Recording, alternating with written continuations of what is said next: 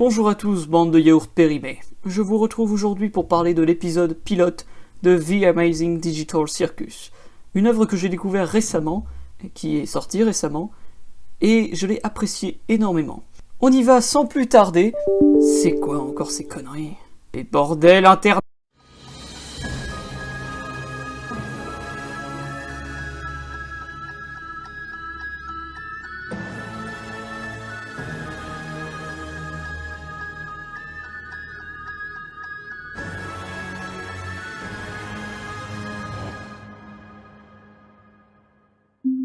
Je ne vais pas approfondir le résumé parce que je pars du principe que vous avez vu l'épisode pilote de la série.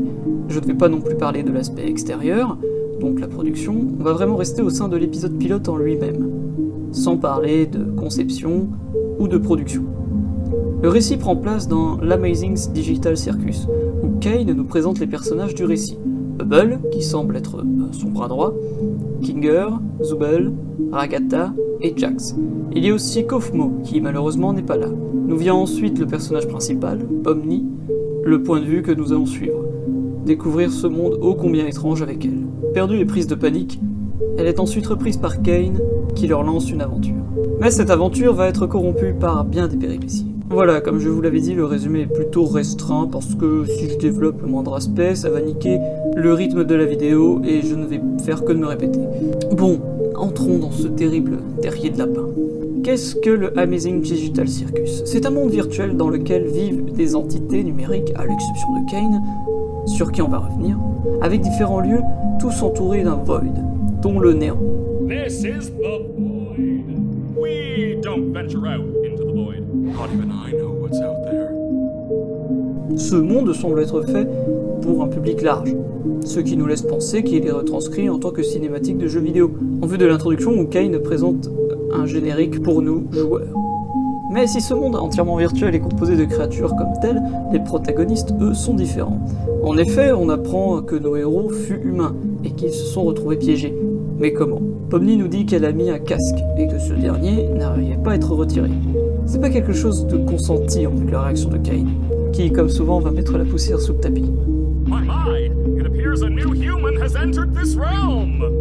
How do I take this? Your headset off!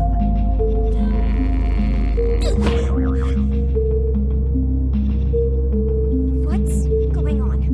I put on some weird headset and now I'm here. Mais justement, ces personnes. Parce que oui, ce ne sont pas des personnages comme pourrait l'être Bubble, ce sont des gens piégés ici. Ces gens se seraient toutes faites piéger par ce casque. Donc il serait logique, en point de vue du premier teaser, où on a la confirmation d'un jeu, et aussi de la place de Kane, qu'il s'agisse en effet de personnes et non pas d'avatars ou d'intelligence artificielle. Kane tire toutes les ficelles, et ça on le sait. Il est omnipotent, il est partout, il sait tout et il voit tout, ou presque. Il peut se TP où il veut, planquer ses glitches, et surtout, Kane peut jouer entre les deux mondes. Kane est donc au courant d'énormément de choses et est humain. Il doit faire partie des programmeurs, si ce n'est pas le PDG lui-même. Et même dans une dynamique de taré, il aurait programmé la lune pour l'aimer. C'est pas impossible. Quelque chose que j'explique pas, c'est le fait que Bubble aime le vomi. Lorsque Pommi prend la porte exit, elle voit plusieurs choses. Des logos d'entreprise, cohérents avec la thématique jeu vidéo, mais aussi un écran d'ordinateur, comme celui du teaser, donc celui dans lequel se situerait le jeu. Et d'ailleurs, les glangs seraient des virus. On va revenir sur la reine. Et surtout, CNA. CNA. Le logo probable de l'entreprise. C comme Kane, et A comme... Ah merde, je sais pas. On peut maintenant spéculer sur les protagonistes, comment la conception vient et les anciens.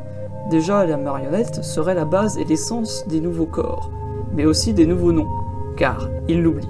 Et en vue du nombre de lettres, je pense que Kane prévoit des noms de base. Je veux dire, Jax, il n'y a que 3 lettres et pourtant la roulette en a 5 pour Pomni. Et de même pour Agatha. Kane sait et prévoit tout. Surtout le XDDCC. Il change bien vite le nom, alors on se dit que c'est une blague parce que ça ne veut rien dire. Terrible erreur. En Caesar Cypher, XDDCC signifie out. Et donc, la sortie. Foutue sous le tapis encore une fois par Kane. Let's see. What do you think of? You're right, terrible. Let's try that again. Les marionnettes, donc, seraient la base des corps. puis adapté par un design que Kane, ou une tierce personne, aurait réalisé pour les avatars. On les voit sur les portes et aussi faire des choses humaines. Et si Kane suivait dans la réalité des personnes, ciblées pour le jeu? Encore une fois, ça peut aussi être des membres de l'entreprise. Par exemple, on a une personne dans sa baignoire, des personnes au restaurant, tout comme font les doubles dans Us. Et ce sont des marionnettes, cohérentes avec leur rôle donc. Ce que j'explique moi par contre, c'est cette porte exit avec tout l'attirail de carrousel. Pour ce qui est des anciens personnages, ils ne sont pas nommés donc il n'y a pas d'intérêt au cas par cas, à l'exception d'elle, la probable ancienne épouse de Kinger. Ce qui expliquerait son caractère et sa peur de tout, à voir plus tard pour ça. Pour Kinger, on va rapidement parler de son rôle, il pourrait être plus important que les autres, c'est celui qui est arrivé avant le reste de la bande, et il est obsédé par les insectes, soit les bugs, donc un lien avec les bugs dans le jeu. Peut-être un concepteur, mais il l'aurait oublié. Dans ce cas, on pourrait dire justement que tous les membres font partie du staff, comme précisé plus tôt. Et ça correspondrait avec leur âge. Je veux dire, il n'y a pas d'enfants. Mais au-delà de Kinger, c'est surtout Kaufmo, et le concept d'obstruer, ce que deviennent les personnages en proie à la folie, au point de rupture. Voilà ce que sont devenus ces anciens personnages. Conscient de ça, Kane les planque, les enferme dans le noir.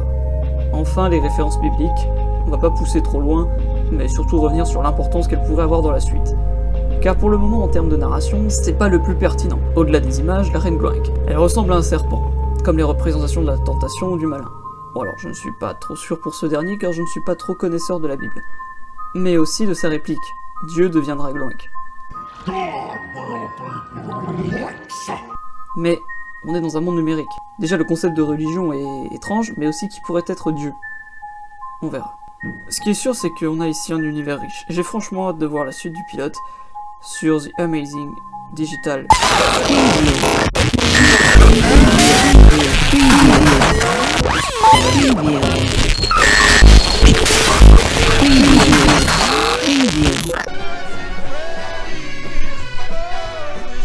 Bonjour, laisse un commentaire, laisse un like et abonne-toi à la chaîne. Allez, au revoir.